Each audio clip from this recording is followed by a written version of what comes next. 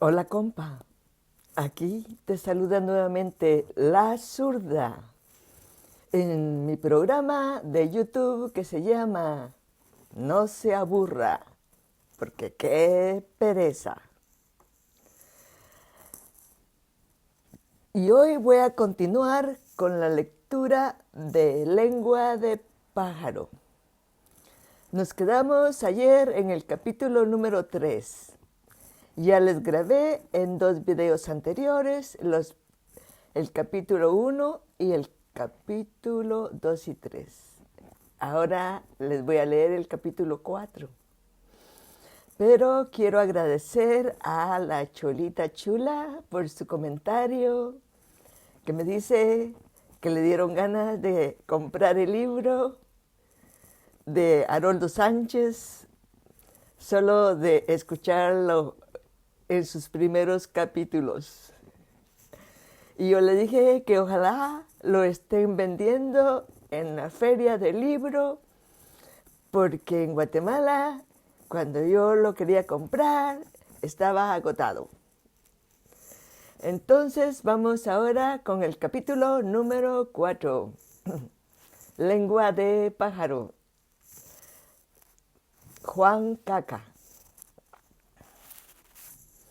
La gente decía, vivió de puro milagro, escribió don Pancho en la parte final de su diario. Agregaba que otros afirmaban, fue por obra divina de Dios.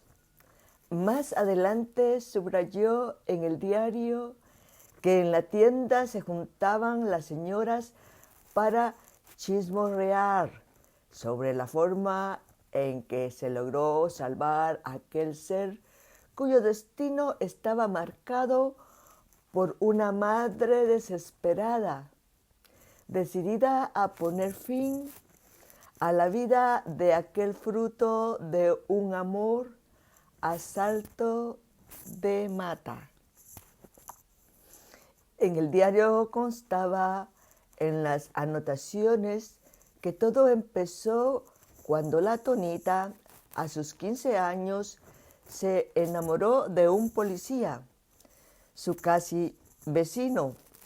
Ella vivía en una covacha con 2 hermanos. Su madre echaba tortillas a mediodía, mientras el padre, un maestro albañil, trabajaba en una construcción.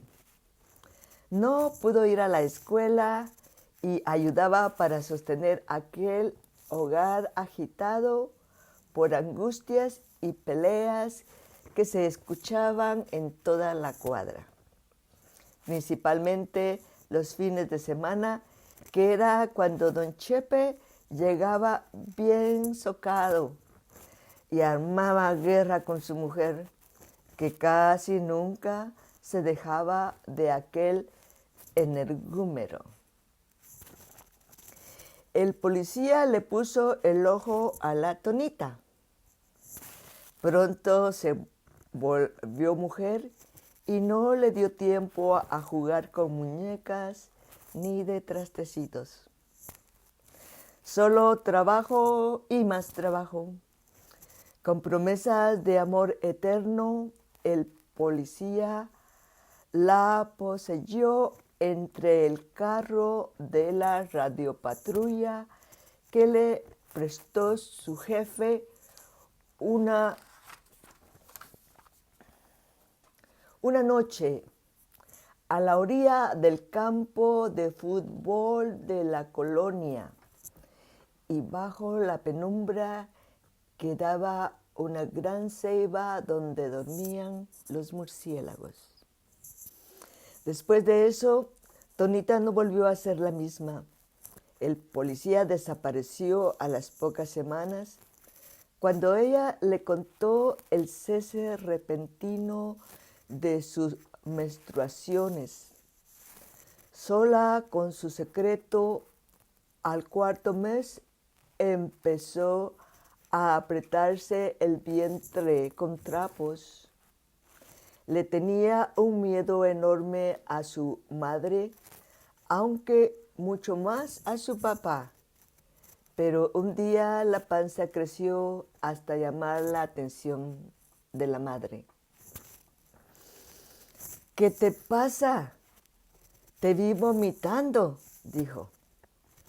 Es que estoy enferma. ¿Enferma de qué? De un tumor. Un tumor. ¿Y dónde lo tenés? Gritó su mamá. En el estómago. Por eso me está creciendo.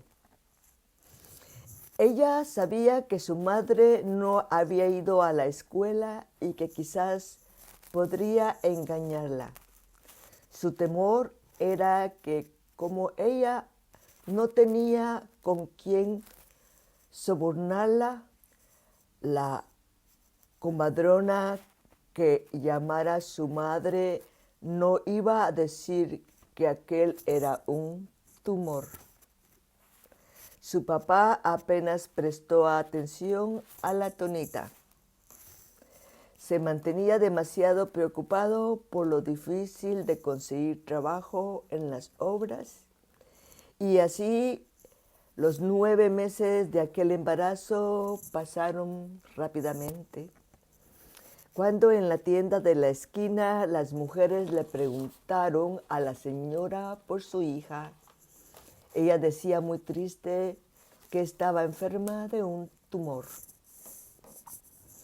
En el cuaderno que escribía casi a diario, el carpintero anotó: una noche, bien lo tengo presente, al sospechar que de un momento a otro nacería la criatura, ocurrió lo que era de esperarse. Tonita logró convencer a puro llanto a la comadrona que la guiara en lo que tenía que hacer y en cuanto sintió los dolores del parto, se escondió al fondo de la casa donde estaba la letrina. La había cavado su papá y tenía 18 metros de hondo. Tambaleándose y deteniéndose por las contracciones a cada paso, la fuente se le rompió empapándole la falda y las piernas.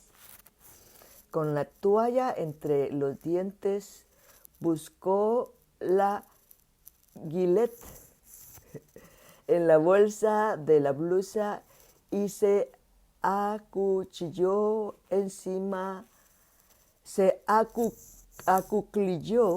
encima de las tablas de la letrina. Empezó a dar a luz. Al salir por completo el niño cortó rápidamente el cordón umbilical, le dio un vistazo fugaz y sin pensarlo 2 veces lo dejó caer en el agujero de donde salía el vaho de la mierda.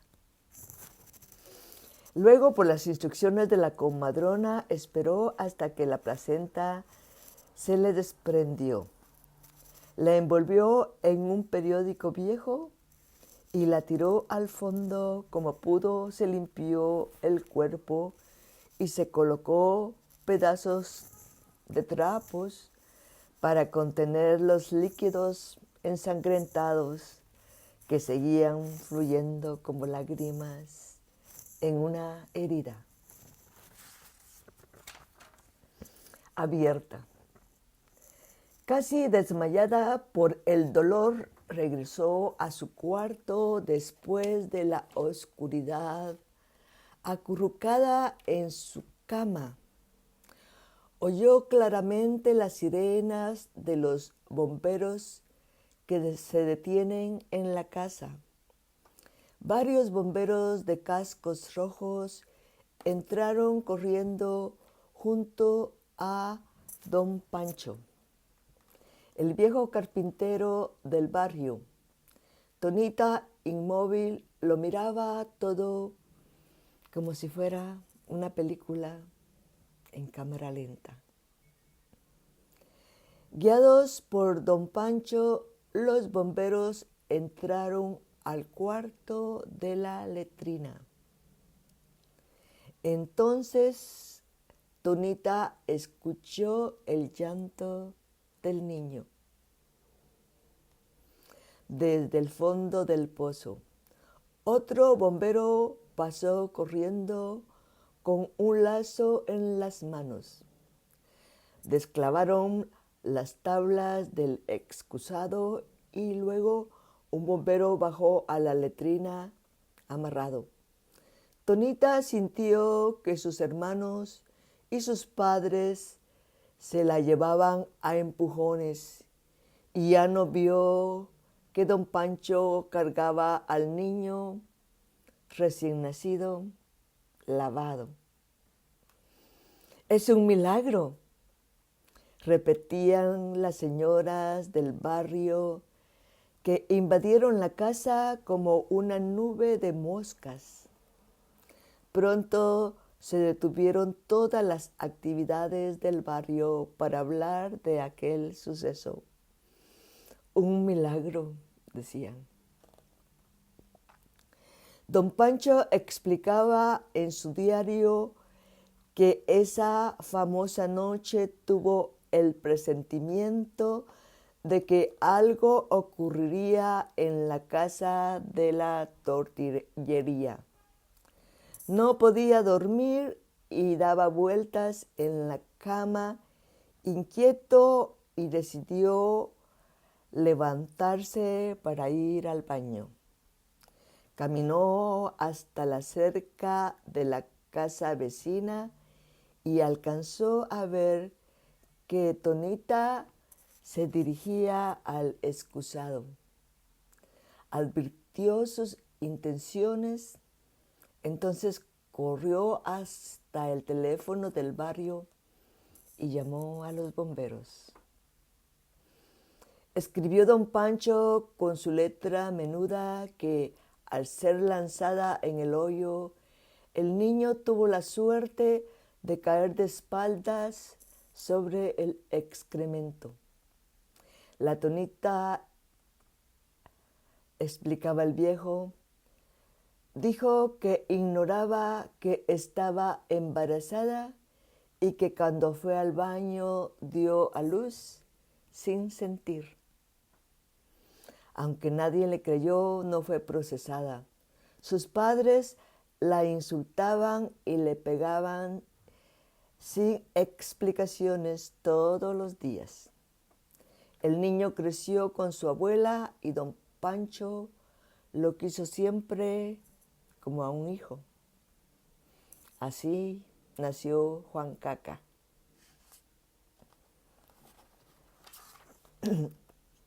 Capítulo número 5. La desesperanza. De Lengua de pájaro, del escritor Haroldo Sánchez.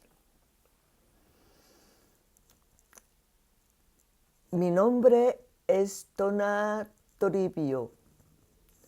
Tona por mi papá, pues Tono se llamaba.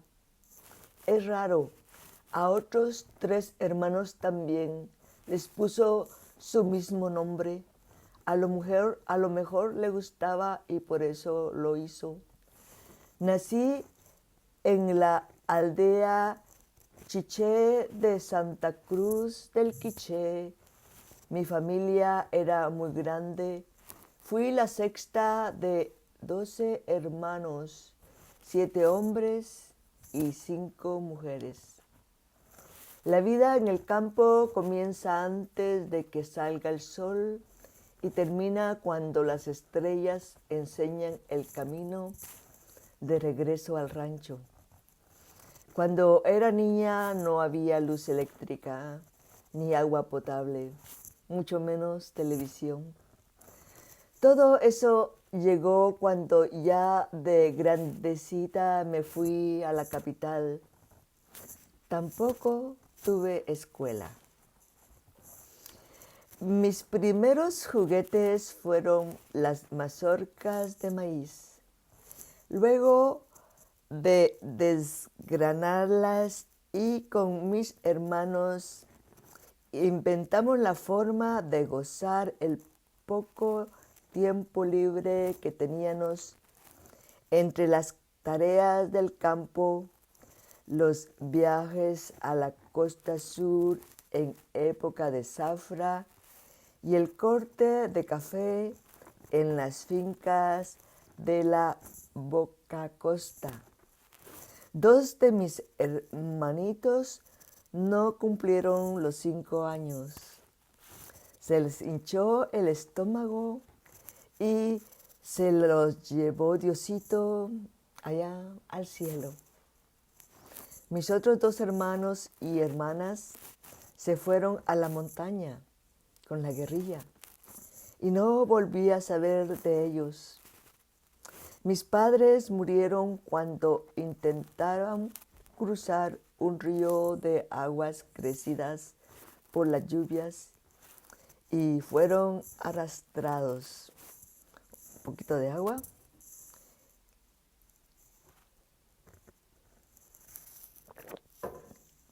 Y fueron arrastrados. Sus cuerpos nunca aparecieron y así al final me quedé sola, sin ningún familiar, sin nada. Los que se fueron a la montaña a pelear, no sé si murieron o si están vivos. Nunca me buscaron y yo tampoco a ellos. Tal vez fue al salir de la aldea de pequeña. Rápido olvidé todo lo del pueblo, las costumbres, los consejos, el hambre, las penas y la miseria, las cosas malas y bonitas que mi mamá nos decía sobre la tierra, los animales, el sol, la lluvia y los dioses que estaban en todas las cosas no se me olvidan.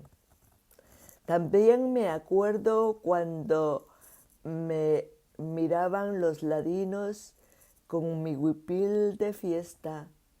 Más bien me miraban al ser natural y no tan fea india, me decían.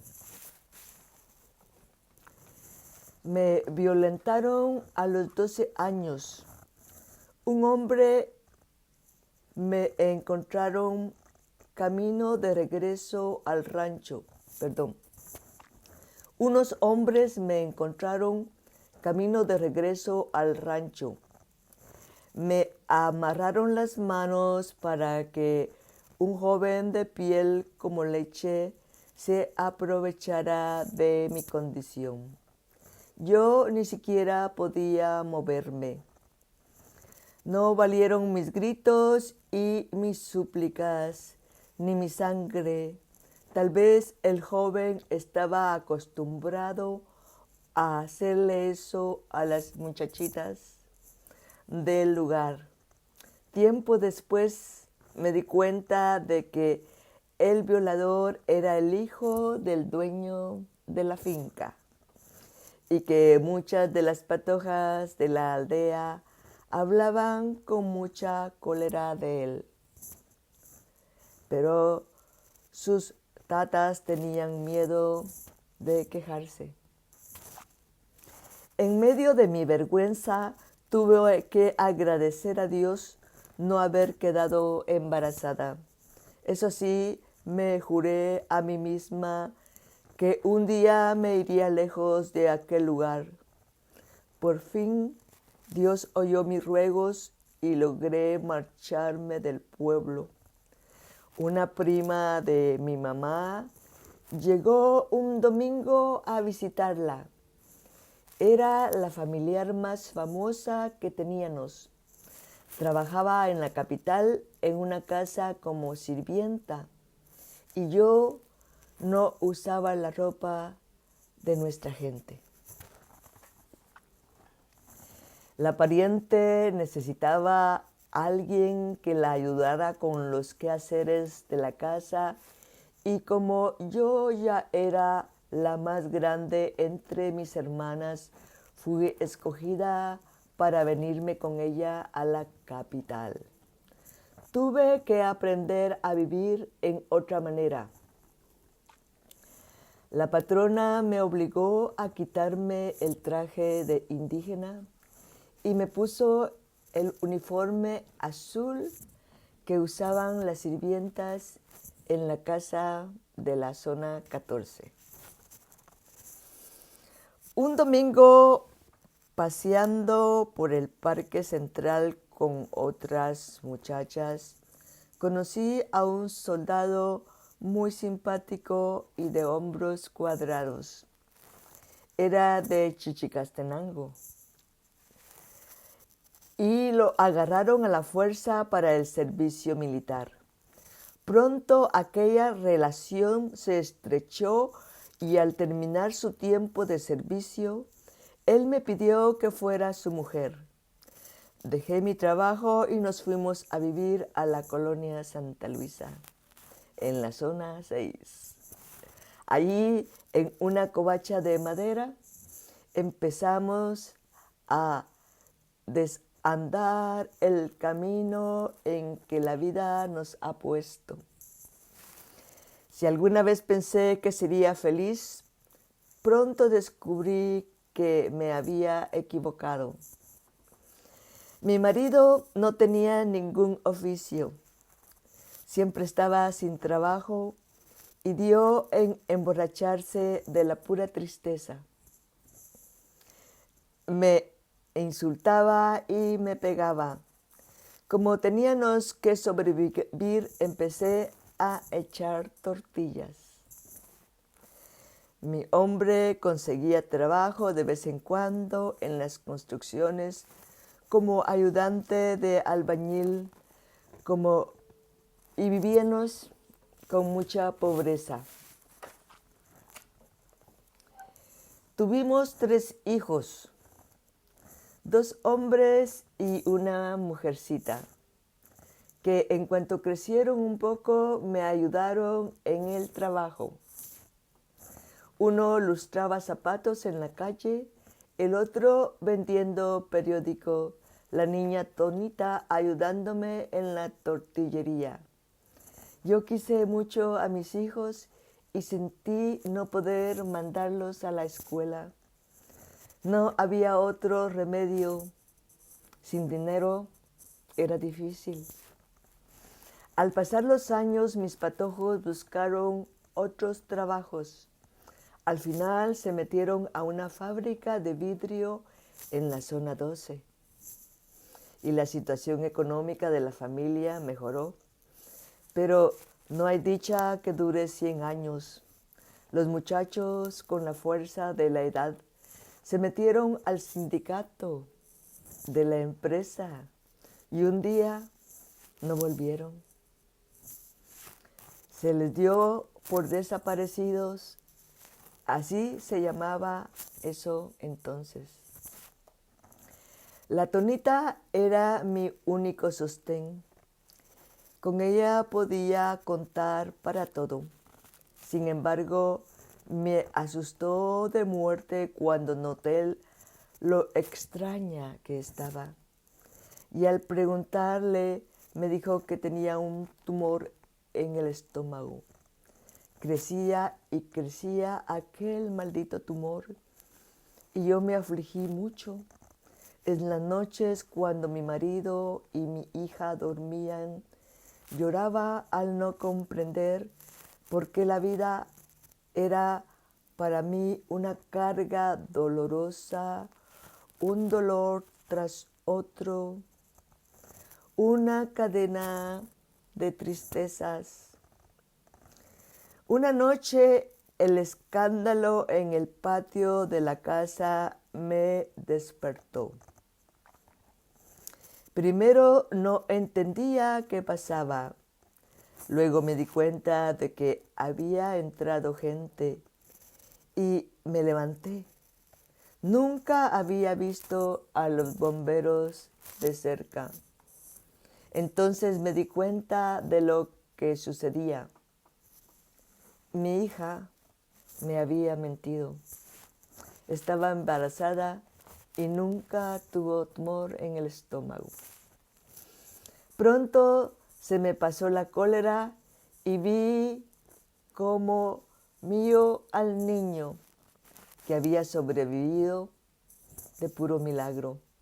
Juanito me llenó el corazón y poco a poco me hizo olvidar a los hijos que había perdido. Tonita se fue un día, dijo que a buscar otra vida en otro país. Le rogué que no se fuera, no me hizo caso. Y es que nunca fue la misma. Después del nacimiento de Juan, le daba como vergüenza que los vecinos le preguntaran y sabían que toda la gente hablaba mal de ella. Hasta sintió que la condenaban por querer matar a su hijo.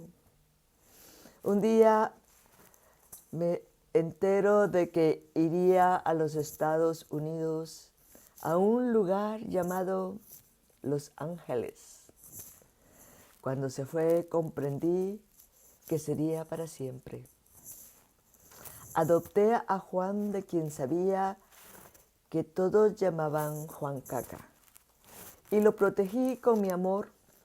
Lo vi crecer y aunque vivía en la pobreza, me juré a mí misma que nunca le faltaría nada, que me dedicaría por completo a él. Cuando mi marido fue atropellado y murió, respiré aliviada. Mi vida junto a aquel hombre fue un verdadero calvario. Entonces me quedé sola con Juan. Él me quería mucho. Eso se podía ver. Su problema era que andaba con malas compañías y fui viendo cómo se torcía su camino. Cuando algunas señoras que iban a comprar tortillas empezaron a contarme: mi hijo se drogaba y que robaba a los mismos vecinos. Sentí la peor de las penas. Quería que la tierra me tragara. Quería desaparecer. Yo soy honrada. Jamás engañé a nadie. Traté de enseñar eso primero a mis hijos y luego a mi nieto. Fallé en todo. No había logrado ningún sueño en la vida.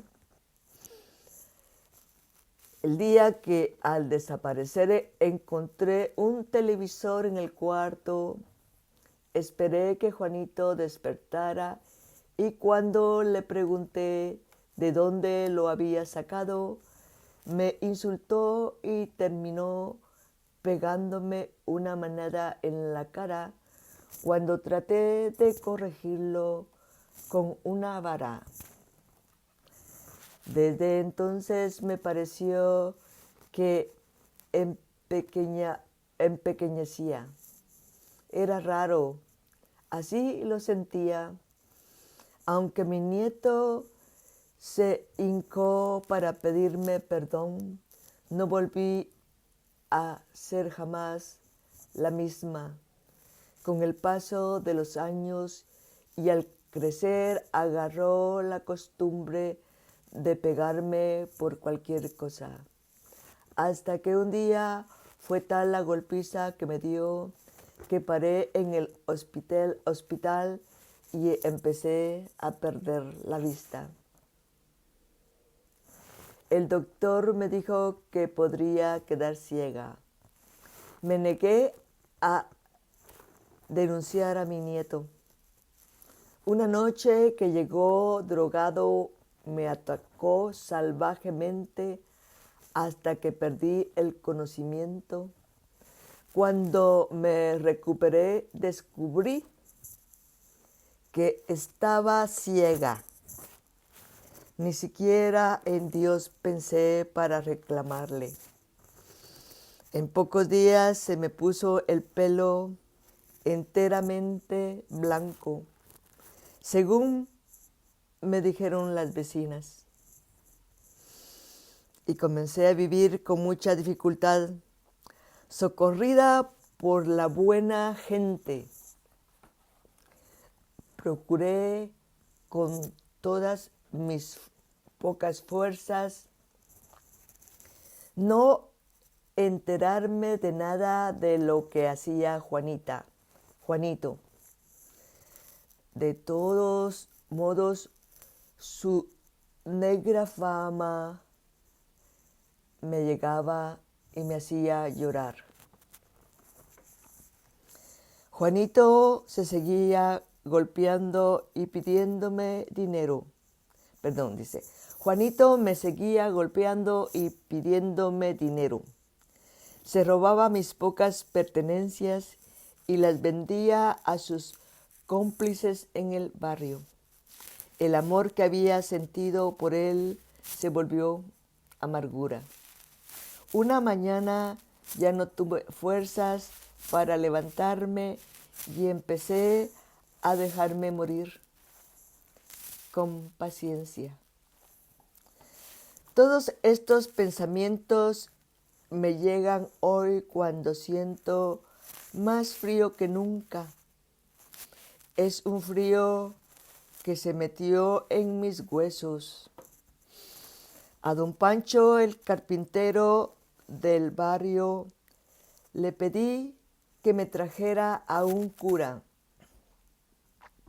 Me confesé, le conté mis pecados, no sé si fueron muchos o pocos. Quizás algún día le puse menos masa a la tortilla, algún vuelto no lo di completo, todo fue sin mala fe. Fui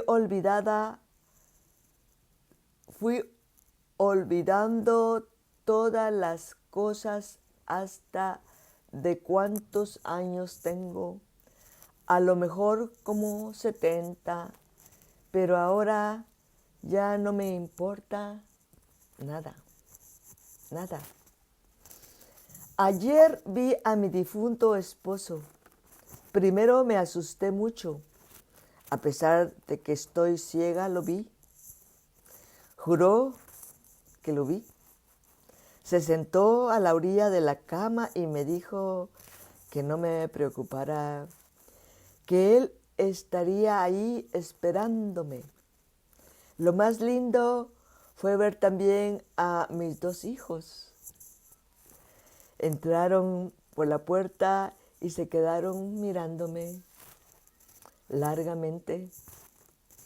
Sentí el amor que me tenían. Se veían muy bien. Me puse a llorar. Esta vez no de tristeza, sino de alegría. Y sentí una gran tranquilidad.